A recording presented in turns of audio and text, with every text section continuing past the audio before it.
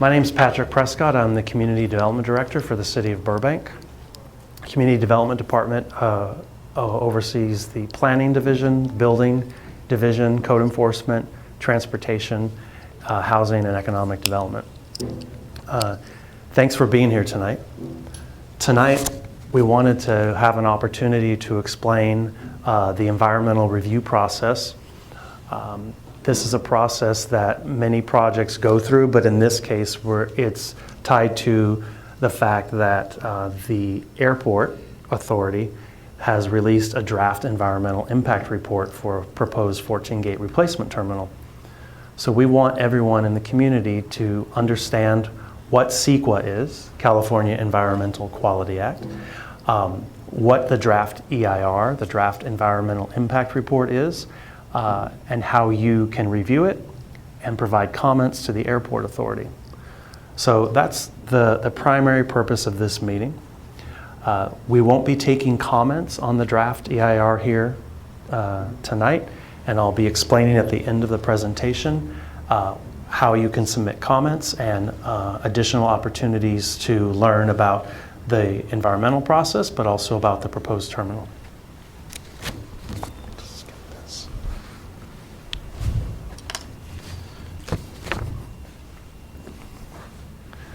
So we borrowed some information from some people we wanted to acknowledge. So that's that there. We want to make sure people get credit for the work they've done. Thank you, Brian. So we want to talk about the purpose of Sequa. And again, Sequa is California Environmental Quality Act. The purpose of Sequa is to provide information to the public and decision makers about potential environmental impacts related to projects, and to identify ways to reduce those potential impacts with mitigation measures. And it's also an opportunity to disclose to the public the reasons a project might be approved, even if it's been found to have significant impacts. So even if a project has significant impacts, Sequa does not require that the project be denied for that. And Sequa won't tell us if a project should be approved. It just identifies the environmental impacts, either significant, less than significant, or some impacts can be minimized with mitigation measures. But again, Sequa won't tell us approve or deny. So anything that's considered a project by Sequa must go through some process. Let's see here. So so there are certain things that trigger Sequa. When does it apply? It applies to projects, state or local public agency projects, or projects that have potential for impact on the environment, and projects that require some sort of review and approval by the agency. It could be the airport authority in this instance and the city of Burbank. Let's see. And then here's the beginning of the Sequa process. The agency decides that it's making it, there's a typo there, sorry, that it's making a decision on a project as defined by Sequa. This is confusing, so I'm going to skip it. But there's a handout and we may come back to it. Let's see here. Sorry.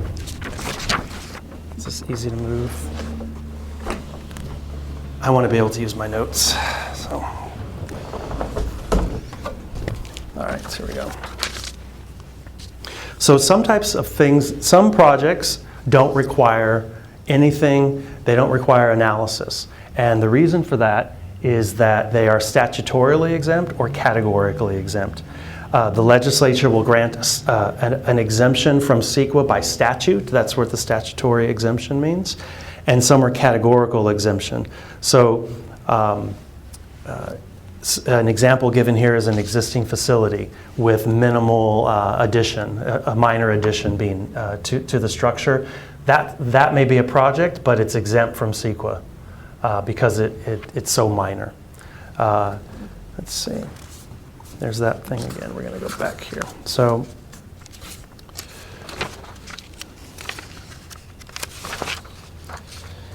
if the project is not exempt, the agency must determine what type of document is needed.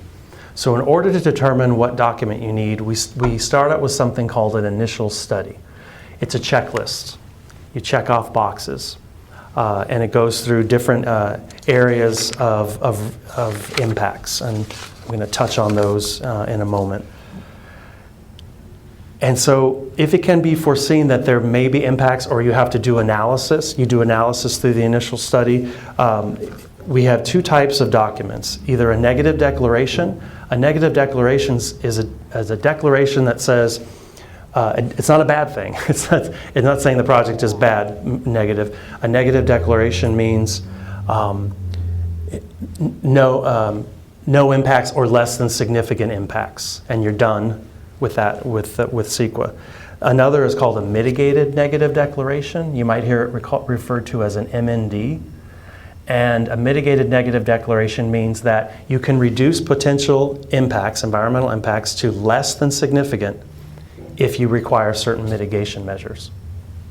So if you have a traffic impact, for instance, you might be able to mitigate that impact by painting a right turn lane or installing a left turn arrow, or in very extreme instances, adding lanes, but that again would be an extreme instance. So that you'd be able to mitigate that impact below the level that it's considered significant. And then the other document is an environmental impacts report.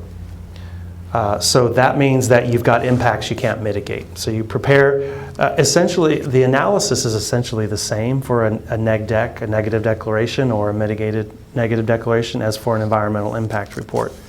So if it's determined that it has significant environmental impact, an EIR is prepared, and the significant difference in those documents is the public comment period that's required for each of them. So in this instance, with the instance of the airport project, which I'm going to give you some details on as part of this presentation, this project requires an environmental impact report. It's a significant enough project, obviously. So what is a significant impact? So a significant effect on the environment is a substantial or potentially substantial change in the physical condition of the area. And you have that determination has to be based on context, the project and where it's located, and other projects that may or may not be proposed in the area, and how the proposed project, how they influence each other. Traffic, air quality, greenhouse gas, aesthetics, etc. So in an environmental impact report, you'll see existing conditions and a baseline. So a baseline, that makes sense, right? It's where you start measuring the impact. So what are the existing conditions out there? So in this instance, you've got vacant property that was once aerospace manufacturing facility, the B6 site, and an existing terminal as part of the property. There's more detail to that, but I'm just giving you a general idea of the kind of thing you look at. Then EIR will discuss significant impacts, mitigation measures that could be proposed to mitigate those impacts, alternatives to the project, a discussion of cumulative impacts. So a cumulative impact is, it may not be an impact on its own with this project, but when you add it to all the other expected developments in the area, it could result in a cumulative impact. Does that make sense? You accumulate, okay. And if there are impacts that cannot be mitigated, so there's no mitigation that's feasible, an agency can adopt what's called a statement of overriding considerations. That means that there are other considerations that agency has taken into consideration and override the inability to mitigate. Does that make sense? I'm sorry if that's confusing. So there could be impacts, and an agency can say, we get that there are impacts that can't be mitigated, but we're going to approve the project anyway, and here's why. Okay. We did a statement of overriding considerations for IKEA, correct? If I recall correctly. I was the project planner, I should remember this, but it was 2 years ago. So, for air quality during construction. Operational emissions. Operational emissions, got it, okay. So that's the regional, the effect on the regional air quality. Oh, I'm sorry. I just jumped right into it. We have other representatives from the city present. We have Brian Foote, Senior Planner in the Planning Division, David Kriske, Assistant Director for Transportation in the Transportation Division, Joe McDougall from the City Attorney's Office, and also one of our council members is present, Bob Fructos. Sorry about that, you all. Thanks for being here. Our Public Information Officer, Drew Sugars, is present in the back, and a representative from the Airport Authority, Lucy Bergdorf, is here in attendance as well. So, all right. So, who participates in the development of an environmental impact report? There are things called, groups, individuals called lead agency or a responsible agency. The lead agency is the agency that prepares the document and is responsible for certifying that document. In this case, the lead agency is the Airport Authority. Many projects in town, the city is the lead agency. So for IKEA, for Disney, for the mall, for whomever, the city is generally the lead agency. In the case of in this case, the city is a responsible agency. It's an agency that has to sign off on the document, basically. And the city will tentatively do that, make a decision on whether or not to sign off on this document in late July, early August. And documents like this can't be prepared without consultants. Many technical consultants are required, so air quality and traffic and so forth. Sharon and I were looking at the appendix for traffic, traffic and transportation, and it's pages and pages of data that David gets. But it's very technical, so there are a lot of technical experts. Thankfully, they summarize everything into the executive summary and then in each section. The project applicants pay the bills for this, so the Airport Authority has paid for these consultants. Concerned citizens and organizations contribute information and other agencies, and if there are any legal disputes at the end of the process, the courts settle that.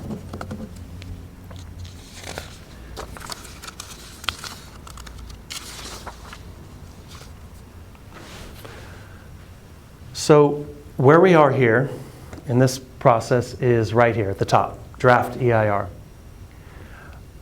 The Airport Authority has defined their project. They've identified their project objectives. They describe the environmental setting and baseline, analyzing impacts, including cumulative impacts, and identify and recommend feasible mitigation measures for each impact. So part of the process we're in now is a 45-day review period to review the draft environmental impact report.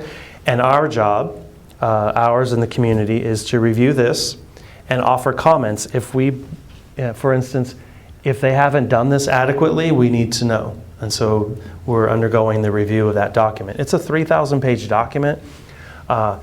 So you can read it volume by volume if you like. If you have trouble sleeping at night, put it by your bedside. But it's important that we get a thorough review of that, and that's underway in with our city attorney's office and our planning and transportation divisions. Let's see. So I want to tell you a little bit about the project that's being reviewed in the DraftEIR. The authority has proposed a 14-gate replacement terminal on the airport property to replace the existing terminal. The existing terminal is 14 gates, and they have proposed a replacement terminal with the same number of gates. Although physically bigger in size, square footage, than the existing terminal, the gates would be limited to 14. And they would remain consistent with the current limitation on the number of parking spaces, public parking spaces, that they're allowed to have. and that's intended to limit operations. That was the original intent of that requirement. And so there are 3 different options proposed. I'll tell you where adjacent property and southwest quadrant are in a moment. But there are 3 projects proposed. One is 2 of them are 355,000 square feet, and the third is one that's the same size as the current terminal, just in a different location.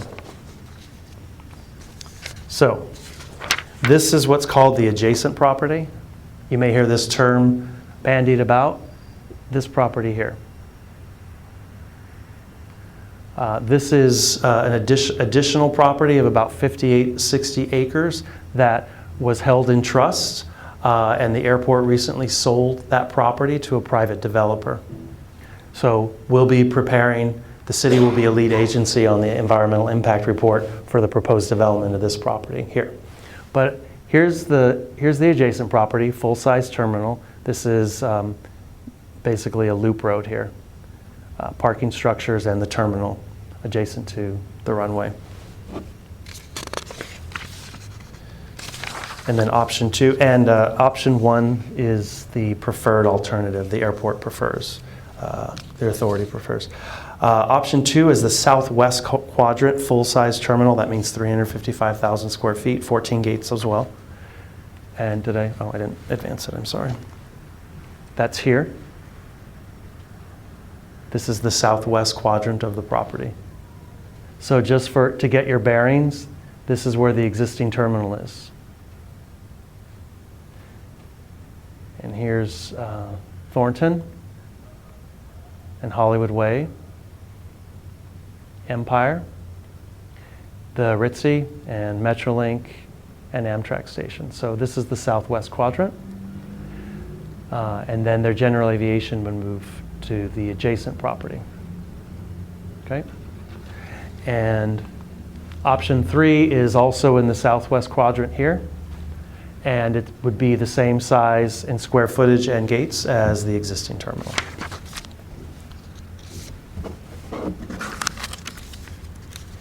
And you can see how the taxiways and some other elements of the project, but you can see how the taxiways and runways are fleshed out. This is what they believe they need, and it kind of overlaps where the existing terminal is there. And I don't want to get too. I want to focus on the Sequa process, but the departures would still be from southern departures. And then some other elements, with the project like an airport, all the details, all of the supporting infrastructure that they need. You've got TSA, a terminal loop road, parking facilities, air traffic control tower that remains, ramps and taxiways, a replacement of the air cargo building, firefighting facility, etc. And all these details are in the DraftEIR. So we have a project, and I gave you a very slim, quick overview of what that is. And this slide explains what gets analyzed in an environmental impact report. These are all the areas that are covered. Aesthetics, agricultural and forestry resources. You'll glance at some of these and you can tell pretty quickly that some of these are going to be no impact, right? So there are very likely no agricultural and forestry resources at the airport, right? But you still have to state that. And then there are all the others, and I'll tell you what we're seeing in that in the DraftEIR. So I want to be clear so that everyone understands what is not an environmental impact. We may have very strong feelings about a project, but that doesn't rise to the level of an environmental impact. And these are some things that are not considered environmental impacts.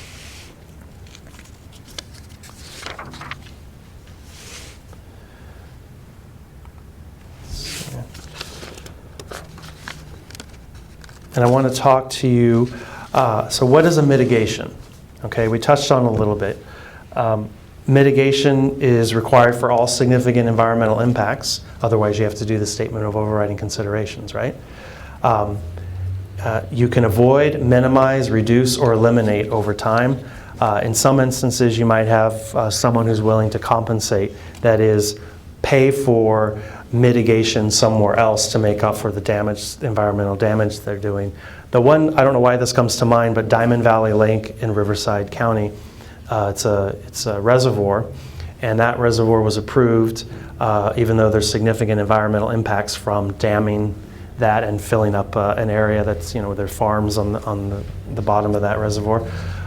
So what they did is they bought and preserved something called the Santa Rosa Plateau, and it's basically a wetland when it rains, and so that's a way of mitigating their impacts at that site somewhere else in the region. But mitigation measures have to be devised for each significant impact. They have to be enforceable, and they have to be proportional to the impacts, and they have to be a legitimate, there has to be a connection between the mitigation measure and the impact that we're attempting to mitigate. It's not an opportunity to extract from an applicant unless it's appropriate and for the mitigation. So every lead agency has to consider a range of reasonable alternatives that avoid or lessen an impact. They have to be feasible, and this is a really important point. They have to meet the project objectives. So we might say, well, why don't you build this project, a different project instead?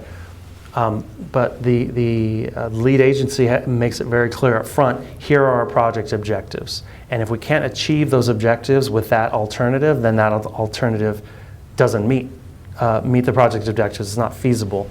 And two things we have to find: mandatory alternatives or the no project alternative. So what if we just left the terminal where it is and didn't do anything differently? And then we have to identify through the process the environmentally superior alternative. Now remember, I said in the beginning, Sequa doesn't tell us whether a project should be approved or denied. So even if you identify the environmentally superior alternative, that may not be the project that's approved, okay? Because it doesn't meet the project objectives, among other reasons. So what happens when the DraftEIR is released, as this one has been since April 29th? We have 45 days to circulate. We have, so you get an idea of what the document looks like. The hard copy, please don't take those, are in the back. We have them available at all of our libraries. At the airport, at the city clerk's office, I believe. It's available electronically on the authority's website. It's on our website, Drew, or we link to theirs. We link to the airport authority's website, and I'll give you all those websites at the end. They're actually in the handout as well. So during the 45-day review period for the DraftEIR, the airport authority will receive comments. Then they will evaluate and respond to those comments, and then they will vote, the airport authority will vote to certify the final EIR and make findings regarding the potential significant impacts. They'll approve or not approve the project, so they have to certify the EIR, then approve the project, and adopt a mitigation monitoring and reporting program. So what that is a list of all the mitigations that are required to reduce impacts below a level of significance, and then you have to monitor to make sure that those mitigation measures are being implemented. And if necessary, adopt a statement of overriding considerations. So again, remember that means that there are other considerations the agency has, and in spite of impacts, they can still certify the EIR and approve the project. So what happens with your comments? As I mentioned, the airport authority will receive, review, and respond to any comments received. Those comments make up the final environmental impact report. So what's been released is the draft environmental impact report. It's called a DEIR. And what we'll see at the end of the process is an FEIR, a final environmental impact report. And that will include responses to the comments that have been made on the draft. And any required revisions to the DraftEIR will take place. And then it goes to the airport authority. Let's see. For their review and certification. So we're in the process now. We're going to talk about public opportunities for public participation in this process beyond this evening. This is kind of a bonus. Sequa doesn't require a meeting like this, but we thought it's important for the community to at least understand. And although there's a small group of people, we're recording it. It'll be available online, Drew, correct? So if you find this informative tonight, you can forward and share with friends and family or hand on the information when you speak to them so that we can make sure that people know, oh, there's a new terminal proposed at the airport, and also that there's environmental review process underway. Back in November, December, when was it, Lucy? The scoping meeting, I'm sorry. December. So there was a scoping meeting, several scoping meetings held in December. That was the beginning of the process. That's to determine the scope of the analysis, the environmental analysis. So the DraftEIR is still a working document. We've got 45 days. And the goal is to improve the accuracy of that document and ensure that it has adequately analyzed the potential environmental impacts of the proposed 14-gate replacement terminal. I believe there's 30 days left. 30 days left, thank you. 45 days from April 29th. And so the final day to submit comments on the DraftEIR is June 13th, if I remember off the top of my head. Weekends? Sorry? Only business days or weekends as well, or is it 45 days? 45 days, yeah, total. Yep. So, the Airport Authority will be hosting two community meetings on the DraftEIR. One of them will be next Thursday evening here in room 104, in the same room you're in now, and then Wednesday, June 1st at the Buena Vista Library. And the Airport Authority will be discussing the project, right? And then allow folks to provide comments on the DraftEIR. There's another meeting in the Sky Room at the Burbank Airport. If you've never been at the airport, maybe pick this one. It's fun to walk through and go upstairs. They're hosting that on Monday, June 6th. This one is in the morning. This is an Airport Authority meeting, a board meeting, correct? Correct. Right, okay. And then we have some upcoming city meetings. So in addition to this meeting, we have another joint City Council and Planning Board meeting on next Monday at 6 p.m. in City Council chambers. At that meeting, the Airport Authority is providing a court reporter to take public comment. So that is an opportunity in the setting of the city to provide comments publicly on the DraftEIR. It's also an opportunity for city staff to make a presentation to the council on the project and the process. And then what we'll do is take the planning board and city council comments, staff comments, and provide a separate letter, a comment letter from the city after that meeting. And then our tentatively scheduled hearing on the DraftEIR, planning board hearing on the DraftEIR and project, where the planning board will make a recommendation on the project to the council, is July 11th.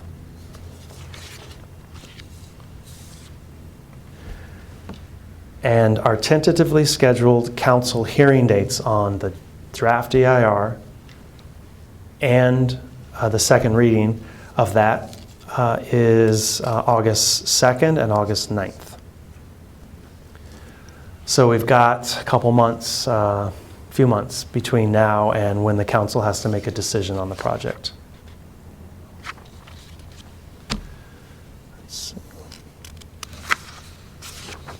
So that just recaps what I already said. So there are some resources we have. The city has created an information page.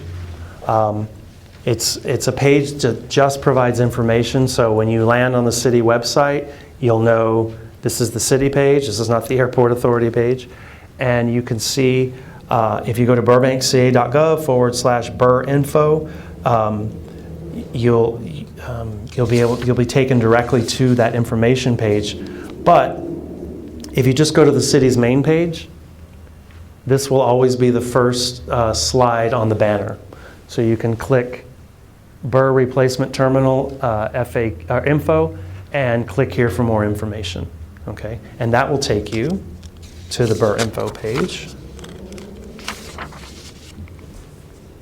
which looks like this. What we've tried to create is some frequently asked questions here, meetings that are of interest, council meetings from 2015 and so forth, where the airport replacement terminal and the were discussed, a brief summary of the project and what this website is intended to do and convey information, and then also upcoming events related to the proposed terminal.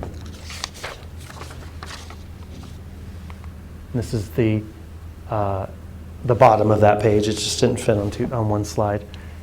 So there's also some commonly used acronyms. The planning division is working on a more substantial list of those that we hope to get online soon. It's all the alphabet soup, starting with Sequa, California Environmental Quality Act, etc. This has EIR, Environmental Impact Report, FAA, Federal Aviation Administration, PUC, Public Utilities Code. So all these, you'll see these throughout the document, and you might hear people throwing them around. So we wanted to start a list to help make it as clear as possible what all this means. So just to reiterate, we're in the 45-day review process for the draft environmental impact report for the Airport Authority's proposed 14-gate replacement terminal. There's 30 days left in that review period. We have until June 13th to provide comments. The Airport Authority will take those comments, respond to them, and prepare the final environmental impact report based on those comments that are received. Then the Planning Board will make a recommendation on the project. The Airport Authority will certify the environmental impact report and approve the project, and then the council will be asked to make a decision to certify or not, approve or not, the EIR and the project. And as I mentioned, that's in early August when that is expected to take place. Then, if that happens, if the council votes in the affirmative to approve the project, to go forward, the council will call an election. And this is all depending on timeline, If we meet the timeline and the council calls the election in August, the terminal will be placed on the ballot in the November election, and the residents of Burbank will have the opportunity to vote. Basically, they're affirming, if the council approves, they would be affirming that and saying, yes, we approve the new terminal. And that would be, that is expected to be on the November ballot. And the goal of that is to ensure that the broadest number of people have an opportunity to vote on the terminal, because the general election, the presidential election, will generally draw more people. So I hope that wasn't too confusing. It's a process we go through to analyze environmental impacts, and there's some additional information on Sequa if you're interested in that, this site here. And then this is the Airport Authority's website, Burr Replacement Terminal. We have a flow chart in the back, right, Brian? for you to take with you if you like. The presentation, including some of the slides I skipped, copies are in the back as well. And then Lucy brought some information from the authority, and then we also have an information from our public information office, okay? So, does anyone have any questions about the process?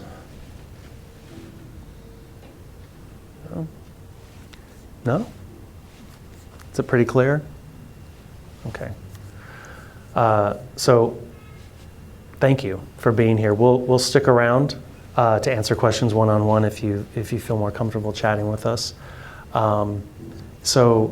Again, next Monday is the next city-sponsored meeting, the joint planning board and council meeting at 6 p.m.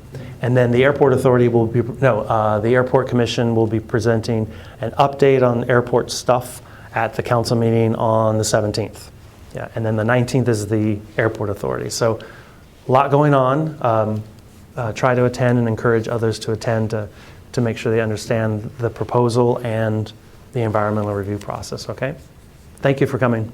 Appreciate it.